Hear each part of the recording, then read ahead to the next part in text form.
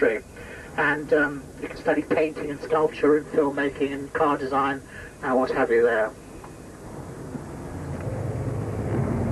It's sort of northern town halls as well. This is a great project in London, and hugely successful. They very recently actually had a dinosaur. They still have a dinosaur exhibition in there, which is superb, and they have these moving dinosaurs and things like that. It's really good.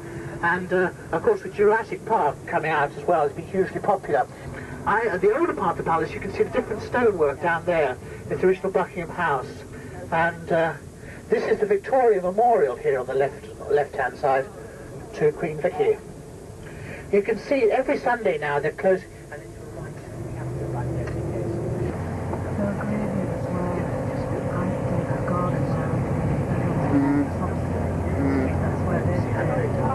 So as we come round the corner now, just here on the left-hand side, a statue to Abraham Lincoln, and then you get all the various prime ministers of this country. Right here, and right there, right just down here. And then as we come round the corner, then the House of Parliament, we'll just go down past the front of them. This building was finished in 1859, when the previous royal palace that stood here was destroyed in a fire. This is the House of Crofton, and here on the left-hand side, Westminster Hall, which is the only part of the royal palace that has survived through and is used for those sort of big state occasions and thing. This is the entrance to the Strangers' Gallery. It's the only part of the palace normally open to the public, and this is the House of Lords here on the left-hand side. Which of course is unelected, but as you here on the left, when the Queen opens Parliament in November, she enters through this gate here, and then you have the robing rooms just behind there, and she gives her speech from the House of Lords because she cannot enter the House of Commons constitutionally.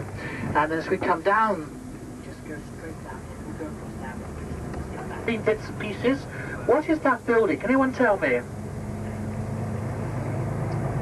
It's the headquarters of MI6, and that was the one that's just been opened and has caused quite a lot of interest there. I thought it would have been you know, the government didn't admit that MI6 existed, in fact, and now they just do. As we come over the bridge, just ahead of us on the left-hand side, this is Lambeth Palace, the home, of course, of the Archbishop of Canterbury. So they were given, I think, by Pitt the Elder to the Prime Minister 250 years ago for the use of the Prime Minister, and that's where the tradition comes from. This building here on the left-hand side is the Cabinet Office. Drives through, tends to leave his head behind. So they don't use this gate any longer, but they mount guard on the square. You can see, just coming up ahead of us, you can see the Canadian...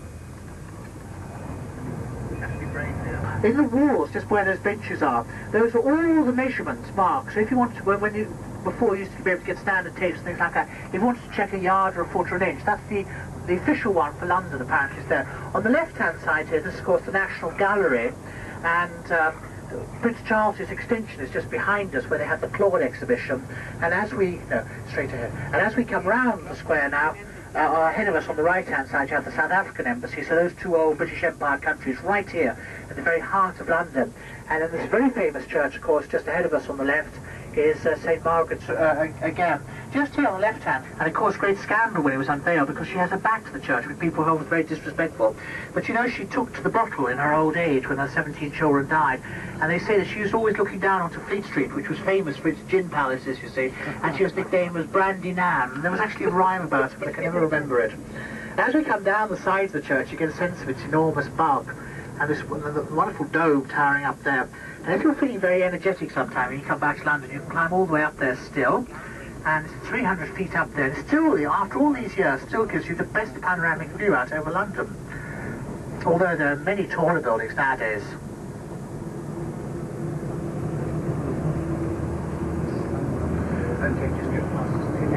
Around here, the futures market on our right is closed now, but the Bank of England have their own little museum, which is just stock exchange. It's actually done on a computer programming, and there was this computer program which didn't work, and it's cost a fortune, called Taurus. As you can see, all the damage still, and all the buildings have been down here. And the wind's blowing up this way from there, and the warehouse is down by the river, caught fire. and the fire very quickly caught hold and then raced up through the city at the end of a long dry summer and eventually destroyed 15,000 houses and more than 100 churches, including St. Paul's. And ironically, in fact, it started in Pudding Lane. The furthest corner that it burnt to was a place called Pie Corner. And if you ever go up to Pie Corner, there's still a little monument up there. And it used to have an inscription underneath it warning people about the gluttony, and they said the Great Fire of London was a punishment by God on the gluttony of the citizens of London and a warning to the future. I don't think they paid any heed to that warning at all, not from my view. And these waters down are left known as the Pool of London. If you look ahead of you, you can see Southwark Cathedral, which is the oldest cathedral in London. And if you look up on the right-hand side, you might be able to see a crane just beyond the next bridge. That's where they're rebuilding the Globe Theatre, Shakespeare's theatre. So this was Shakespeare's sort of area down here. Traditionally, of course, this was always the first bridge that you came to as you came upriver. But down the M25, because of the problems with the Dartford Tunnel down there, they opened last year a huge high-level bridge down there, which they call the Queen Elizabeth Bridge. And so, since we'll be heading down there, you can see Canary Wharf from the river going down.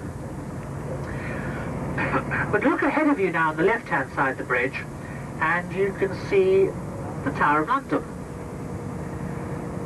Now, the oldest part is the central part, where the 4 black turrets are, built by William the Conqueror, and in 1080, so it's just over 900 years old, this.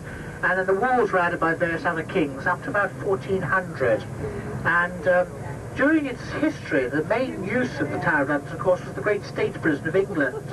And actually 400 people were officially executed here, although when they dredged the moat, they came across apparently many more skeletons, and there were a lot more people just disappeared during the night. The most famous executions here were people like Sir Walter Raleigh, Sir Thomas More, Guy Fawkes.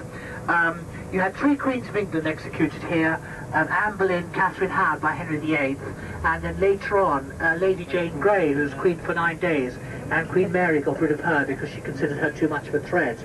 But it was still used, people don't realise this always, it was still used as a prison. In fact, follow that car there, okay? And we'll head up that way, we'll head down there. It was still used as a prison up till 1945. We've been told we can build what we like, and we're going to build what we like, you see, so everyone said, well, can't you sort of compromise a bit? So they eventually lopped 200 feet off the tower, and it finally finished, I think it's about something like 850. And there it stands, Canary Wharf as it's called. The loop round would actually come quite close to it in the end. And apparently now, half the newspapers of Britain are actually written inside that building there.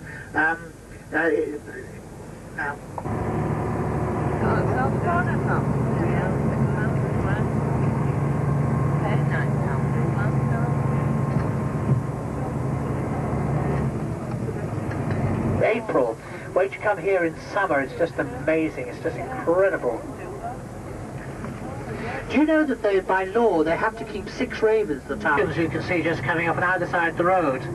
They mark the boundary of the City of London, and then we come back to the City of Westminster.